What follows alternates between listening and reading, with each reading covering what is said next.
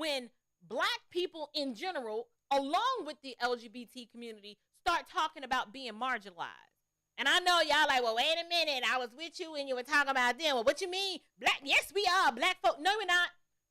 The reason why I say that this marginalization that my community, the black community, speaks of, most of it is self-inflicted. Yeah, I said it. Put it on repeat and make a short out of it. I don't care. Because black people overwhelmingly vote for the Democratic Party over 90% of the time. And the policies of the Democratic Party overwhelmingly contribute to the demise of the black community. So if you're saying that you marginalize yourself. You self-victimize and inflict harm on yourself. Why? Because defunding the police, that's bad for black folks. Socialism is bad for black folks. Abortion is bad for black folks. We are beyond the rate of replacement in the black community because of abortion. Enough of us are not being born, and Planned Parenthood is strategically placed in our communities for the sole purpose of us destroying ourselves in the womb. But yet Jamal wants to cry and bemoan about the overturning of Roe versus Wade. He does that for his own selfish reasons, might I add. High taxes, bad for black folks. We can't build wealth because we're taxed to death, and we get nothing in return for all of the tax dollars that are collected. Pro-LGBT, bad for black folks. Why? Because such a lifestyle, it doesn't promote human reproduction. You can't flourish if you can't procreate. Anti-school choice. You want to talk marginalization? Let's talk about how we marginalize ourselves. When you're anti-school choice, that is bad for black folks. Why? Because when we stay in poor performing schools, our negative outcomes increase exponentially.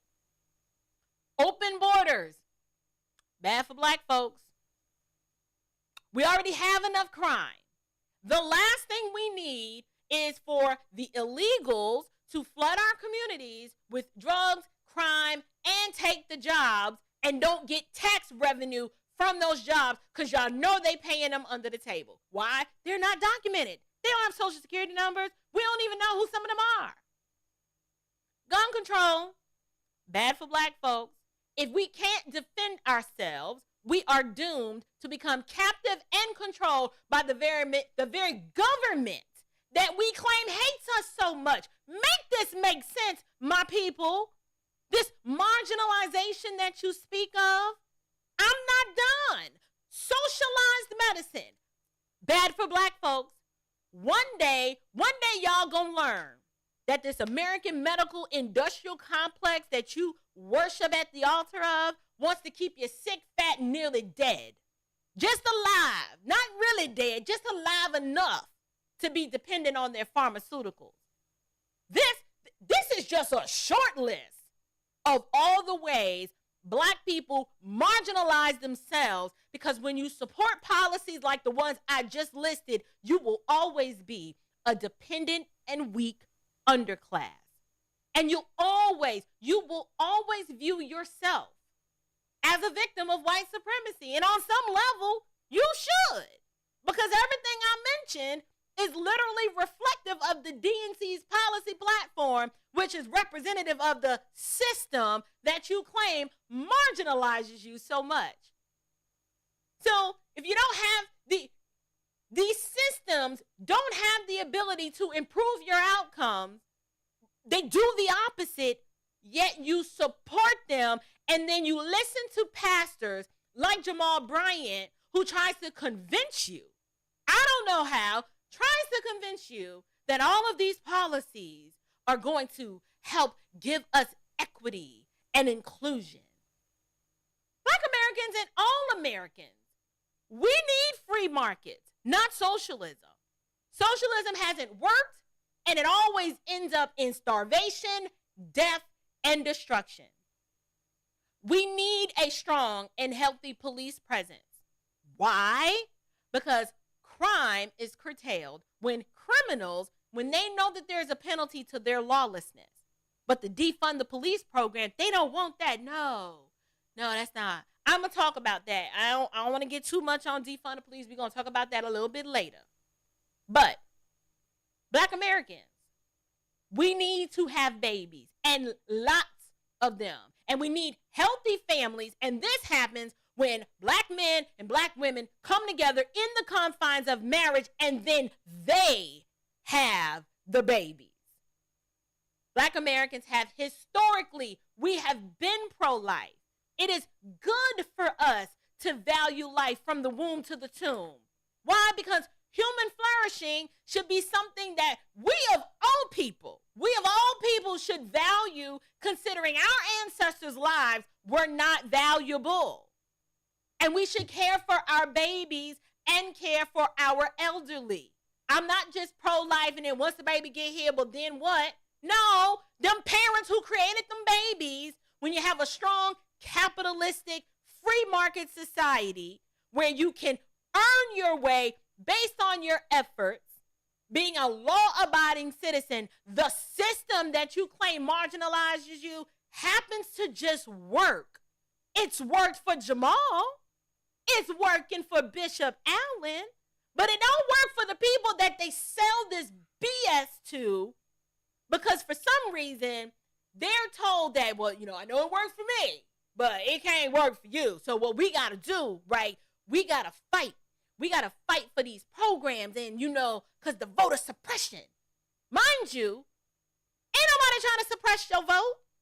The problem is who you're voting for. That's why you feel oppressed. Lastly, Black Americans, we ain't got no business hitching our wagon to the LGBT runaway train. That movement has nothing to do with us, and it doesn't contribute to our human flourishing. It just doesn't. It's the celebration of perversion. And now that celebration of perversion is wooing our children so that now they think that it is normal. But it's not. It's not.